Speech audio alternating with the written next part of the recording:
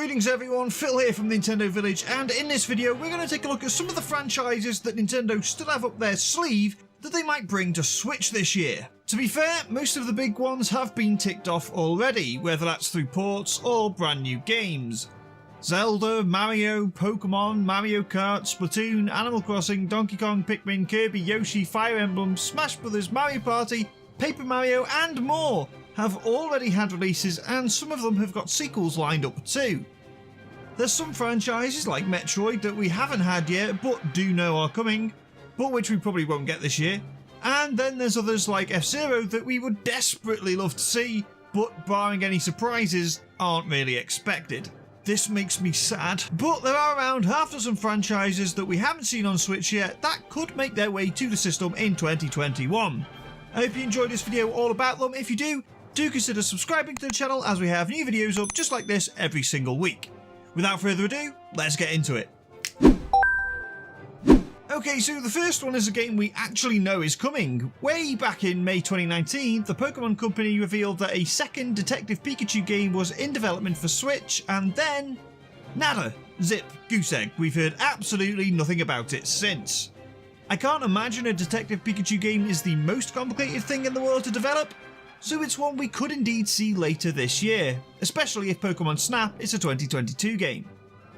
There have been reports that a follow-up to the Detective Pikachu movie is in the works, so they might keep this one under wraps until that drops to maximise the interest, but it's not beyond the realms of possibility for it to arrive on its own later this year. Next up is Starfox. Whilst he has technically showed up in Ubisoft's Starlink, which is arguably the best Starfox game we've had in a while, the actual Starfox franchise has yet to see a release on Switch.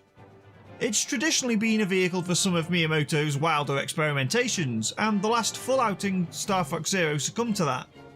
The asymmetric aiming was frankly a nightmare to wrap your head around, and tarnished what could otherwise have been another solid arcade shooter.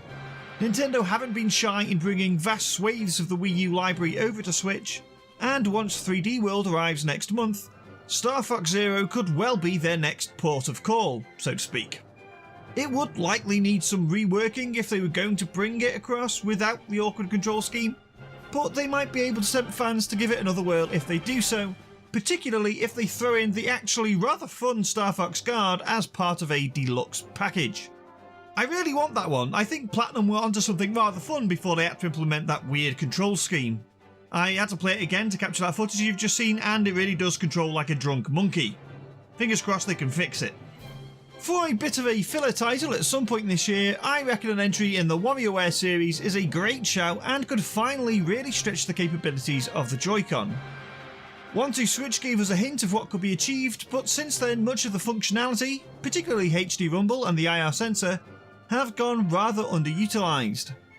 A fresh batch of microgames for Mario's mischievous counterpart that has you spinning, twisting and throwing shapes with your Joy-Con could be just the thing to remind us just how innovative the Switch's controllers really are. The Mario sports titles are always a reasonably safe bet each console generation, and we have indeed already seen Mario Tennis crop up in the form of Aces. Before that we had Sports Superstars on the 3DS, which had versions of football, soccer to our North American viewers, baseball, tennis, golf and horse racing, randomly enough, and there was a smaller sports package on the Wii as well. Out of all the potential candidates, I think another collection like this or the return of Mario Golf is most likely. Whilst the last two Mario Golf games on the GBA and 3DS weren't the biggest sellers, the last home console entry back on the GameCube actually outsold its tennis counterpart, so we may well see Mario and co don their +4s once more at some point. It's not beyond the realms of possibility that baseball could make a return either, with the GameCube game shifting over 1 million copies and sluggers on the Wii managing double that.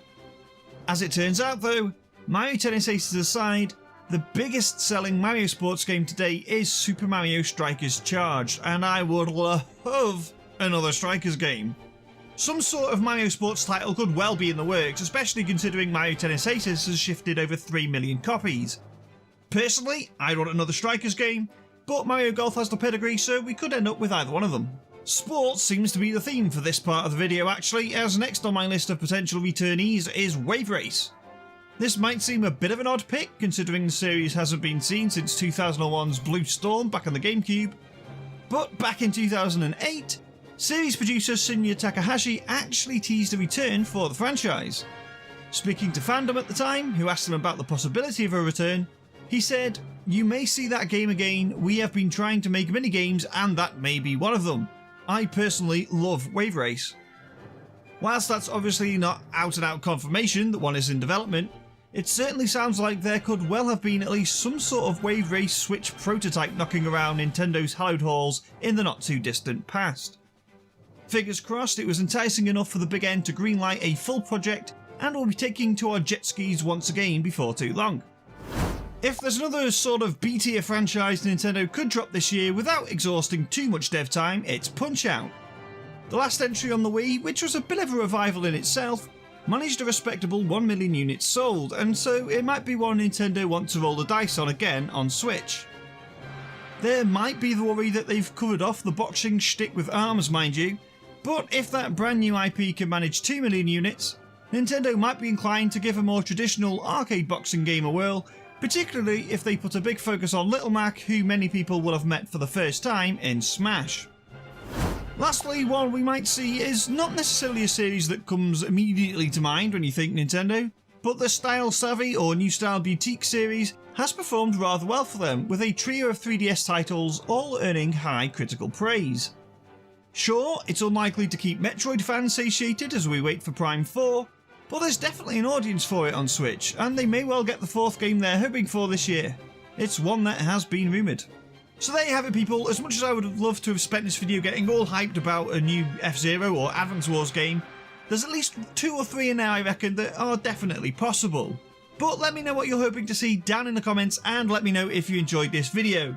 If you did, I hope you go and check out some of the other cool stuff we've got here on the channel, and do consider subscribing as we have new videos up every single week. Don't forget to check out thenintendovillage.com for more Nintendo news, reviews, features, podcasts and all that cool stuff. Thanks again for watching, I'll see you all next time.